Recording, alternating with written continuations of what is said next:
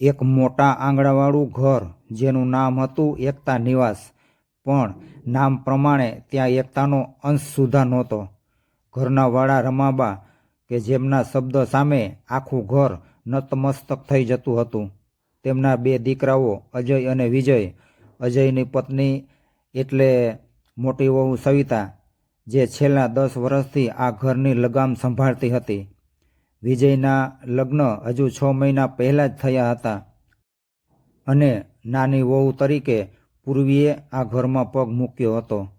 શરૂઆતના દિવસો તો મીઠા મધ જેવા વીત્યા, પણ જેમ જેમ દિવસો વીતતા ગયા તેમ તેમ એકતા નિવાસના પાયા હલબલવા લાગ્યા. સવિતાને એમ હતું કે પૂર્વી તેના હાથ નીચે રહેશે, પણ પૂર્વી ભણેલી ગણેલી અને પોતાના વિચારો સ્પષ્ટ રાખનારી યુવતી હતી. રમાબાને આ વાત ખૂંચતી હતી. તેમને આદત હતી કે વહુઓ તેમની રજા વગર રસોડામાં વેલણ પણ ન અડાડે. એક રવિવારની સવારે આ ડખાની શરૂઆત થઈ. સવિતાએ રસોડામાં જઈને ચા મૂકી હતી. ત્યાં જ પૂર્વીએ આવીને કહ્યું કે આજે તે બધા માટે નાસ્તો બનાવશે. સવિતાનો ચહેરો ઉતરી ગયો. તેણે રમાબા પાસે જઈને કાન ભંભેરણી શરૂ કરી દીધી કે પૂર્વી હવે ઘરની સત્તા પોતાના હાથમાં લેવા માગે છે. રમાબાએ તરત જ ટકોર કરી કે આ ઘરમાં હજુ મારું જ રાજ ચાલે છે. વાત નાની હતી પણ વેર મોટું થતું ગયું. સવિતા રસોડામાં મસાલાના ડબ્બા છુપાવી દેતી અથવા પૂર્વીએ બનાવેલી રસોઈમાં વધારે મીઠું નાખી દેતી, જેથી કરીને રમાબા પૂર્વીને ખીજાય. પૂર્વી સમજી ગઈ હતી કે આ બધું સવિતાનું જ કાવતરું છે. એક દિવસ પૂર્વીએ પણ સામો દાવ ખેલવાનું નક્કી કર્યું. તેણે જોયું કે સવિતા રમાબાના કબાટમાંથી ધીમે ધીમે દાગીના શેરવી રહી છે અને પિયર ભેગા કરે છે. પૂર્વીએ આ વાતનો પુરાવો ભેગો કરવાનું શરૂ કર્યું. બીજી તરફ રમાબાને એમ હતું કે પૂર્વી જ તેમના દાગીના ચોરે છે, કારણ કે સવિતાએ બહુ ચાલાકીથી પૂર્વીના રૂમમાંથી એક સોનાની વીંટી રમાબાને બતાવી હતી. ઘરમાં તણાવ એટલો બધો વધી ગયો હતો કે વાત મારપીટ સુધી અને ઘરના ભાગલા સુધી પહોંચી ગઈ હતી. અજય અને વિજય પણ પોતાની પત્નીઓના પક્ષમાં આવી ગયા હતા. આવું બધું વાતાવરણ જોઈને રમાબા રડવા લાગ્યા કે આ ઘર હવે નરક બની ગયું છે. એક રાત્રે જ્યારે બધા હોલમાં બેઠા હતા ત્યારે સવિતાએ પૂર્વી પર સીધો જ આરોપ લગાવ્યો કે તે ઘરના વડવાઓના દાગીના વેચીને પોતાનું બેંક બેલેન્સ વધારે છે. પહેલાં તો પૂર્વી કંઈ બોલી નહીં, શાંત રહી. પછી તેણે ફોન કાઢીને એક વિડીયો પ્લે કર્યો. મિત્રો, સવિતાનું આ રૂપ જોઈને આખું ઘર ચોંકી ગયું હતું. પણ અસલી રહસ્ય તો હજુ હવે શરૂ થાય છે.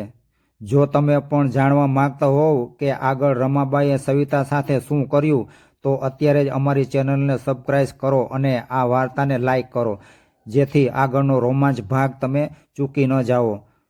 વિડીયોમાં સવિતા અડધી રાત્રે રમાબાના લોકરમાંથી હાર કાઢીને પિયરમાં પોતાના ભાઈને આપતી હોય એવું ચોખ્ખે ચોખ્ખું વિડીયોમાં દેખાઈ રહ્યું હતું. વિડીયો જોઈને આખું ઘર સ્તબ્ધ થઈ ગયું. રમાબાના પગ નીચેથી જાણે જમીન સરકી ગઈ. જે સવિતા પર તેમને અતૂટ વિશ્વાસ હતો તે જ ઘરની લક્ષ્મી બનીને ઘરને લૂંટી રહી હતી. સવિતા થથરી ગઈ. પૂર્વીએ કહ્યું કે તેને કોઈ સત્તા કે દાગીનામાં રસ નથી, પણ તેને આ ઘરમાં ઇજ્જત જોઈએ છે. રમાબાએ પહેલી વાર પૂર્વીની માફી માંગી અને સવિતાને તેના પિયર રવાના કરવાનો આદેશ આપ્યો. જો કે પૂર્વીએ જ વચ્ચે પડીને ઘર તૂટતું બચાવ્યું અને સવિતાને એક તક આપવા વિનંતી કરી. એકતા નિવાસમાં પેલી રાતના ઘટસ્ફોટ પછી વાતાવરણ એકદમ બદલાઈ ગયું હતું. પણ અસલી રહસ્ય તો હવે ખુલવાનું હતું. સવિતાની ચોરી પકડાઈ ગઈ હતી, પરંતુ તેની પાછળના કારણની કોઈને ખબર નહોતી. રમાબાઈએ તો સવિતા સાથે વાત કરવાનું પણ બંધ કરી દીધું હતું અને તેને ઘરના કામકાજમાંથી મુક્ત કરી દીધી હતી. હવે ઘરની બધી જ સત્તા પૂર્વીના હાથમાં આવી ગઈ હતી. સવિતા આખો દિવસ પોતાના રૂમમાં ભરાઈને પડી રહેતી હતી અને રડતી રહેતી હતી. પૂર્વીને કંઈક અજુગતું લાગ્યું. તેને ખબર હતી કે સવિતા સ્વભાવે લાલચુ હતી, પણ તે આટલી હદે જઈ શકે એવું તો લાગતું નહોતું. એક દિવસ બપોરે જ્યારે રમાબા સૂતા હતા ત્યારે પૂર્વીએ સવિતાના રૂમમાં જઈને તેને સાચું બોલવા કહ્યું. સવિતા પહેલાં તો અચકાઈ, પણ પછી તે પૂર્વીના પગે પડી ગઈ. સવિતાએ રડતા રડતા ખુલાસો કર્યો કે તેનો ભાઈ એક બહુ જ મોટા દેવામાં ફસાઈ ગયો હતો અને જે લોકોએ તેને પૈસા આપ્યા હતા તે ગુંડાઓ હવે સવિતાને ધમકાવી રહ્યા હતા. તેઓ સવિતાને બ્લેકમેલ કરતા હતા કે જો તે ઘરેથી દાગીના નહીં આપે તો તેઓ તેના ભાઈને મારી નાખશે. સવિતાએ ડરના માર્યા આ બધું કર્યું હતું. એટલું જ નહીં, પણ એક કાંકરે બે પક્ષી મરે એવો પૂર્વીને ફસાવાનો પ્લાન પણ બનાવ્યો હતો અને આ પ્લાન પેલા ગુંડાઓએ જ તેને આપ્યો હતો, જેથી કરીને રમાબાનું ધ્યાન પૂર્વી તરફ જ રહે. પૂર્વી આ સાંભળીને ચોંકી ગઈ. તેને સમજાયું કે આ માત્ર દેરાણી જેઠાણીનો ઝઘડો નથી, પરંતુ એકતા નિવાસની એકતા તોડવામાં બહારના લોકોનો પણ બહુ મોટો રોલ છે. પૂર્વીએ આ વાત વિજય અને અજયને કરી. શરૂઆતમાં તો અજય સવિતા પર બહુ ગુસ્સે થયો, પણ જ્યારે તેને સાચી હકીકતની ખબર પડી કે સવિતાના ભાઈનો જીવ જોખમમાં છે, ત્યારે તેણે પૂર્વી અને વિજયની મદદ લેવાનું નક્કી કર્યું. રમાબાને આ બધી જાણ નહોતી, કારણ કે તેમને આ ઉંમરે આટલો મોટો આઘાત સહન ન થાય. પછી આ ચારેય જણાએ મળીને એક પ્લાન બનાવ્યો. પૂર્વીએ સવિતાને કહ્યું કે તે પેલા ગુંડાઓને ફોન કરે અને ફોનમાં કહે કે રમાબા પાસે ખૂબ જ જૂનવાણી અને બહુ કિંમતી સોનાનો એક હાર છે, જે તે રાત્રે આપવા આવશે. જે દિવસે સોદો થવાનો હતો તે દિવસે વિજયે પોલીસને પહેલેથી જ જાણ કરી દીધી હતી. રાત્રિના અંધારામાં જ્યારે ગુંડાઓ દાગીના લેવા આવ્યા ત્યારે પોલીસે તેમને રંગે હાથ પકડી લીધા. ગુંડાઓ પકડાઈ ગયા પછી ખબર પડી કે સવિતાનો ભાઈ તો નિર્દોષ હતો, પણ તેની સટ્ટાની આદતે આ મુસીબત નોતરી હતી. જ્યારે બધી હકીકત રમાબા પાસે આવી ત્યારે તેમનો ક્રોધ ઓગળી ગયો. તેમને પસ્તાવો થયો કે તેમણે સવિતાના ભૂતકાળને સમજ્યા વગર જ તેના પર ખોટા આરોપો લગાવ્યા અને પૂર્વી પર ખોટી શંકા કરી.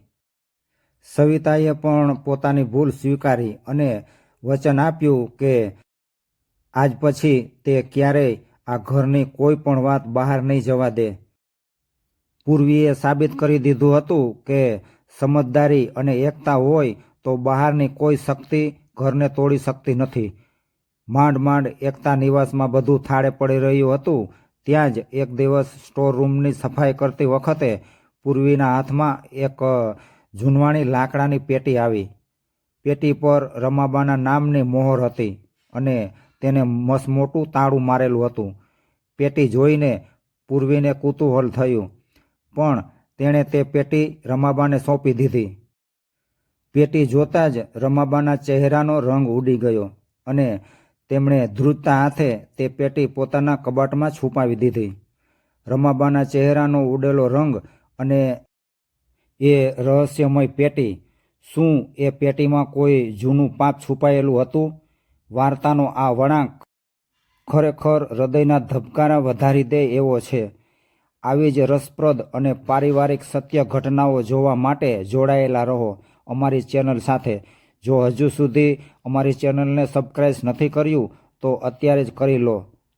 સવિતા અને પૂર્વી બંનેને સમજાઈ ગયું હતું કે જે રમાબા હંમેશા શિસ્ત અને પ્રામાણિકતાની વાતો કરે છે, તેમના ભૂતકાળમાં પણ કોઈ એવું રહસ્ય દટાયેલું છે કે જેનો તેમને ડર છે. તે રાત્રે રમાબા ઊંઘી શક્યા નહીં. તેઓ વારંવાર કબાટ પાસે જઈને પેટીને જોતા હતા. પૂર્વીએ નક્કી કરી લીધું હતું કે તે આ રહસ્ય જાણીને જ જંપશે. બીજે દિવસે જ્યારે રમાબા મંદિરે ગયા ત્યારે પૂર્વી અને સવિતાએ બંનેએ ભેગા મળીને કબાટ ખોલ્યો અને પેટી બહાર કાઢી. પૂર્વીએ યુક્તિથી તાળું ખોલ્યું તો અંદરથી કેટલાક જૂના ફોટા, એક કોર્ટનો દસ્તાવેજ અને એક પત્ર મળ્યો.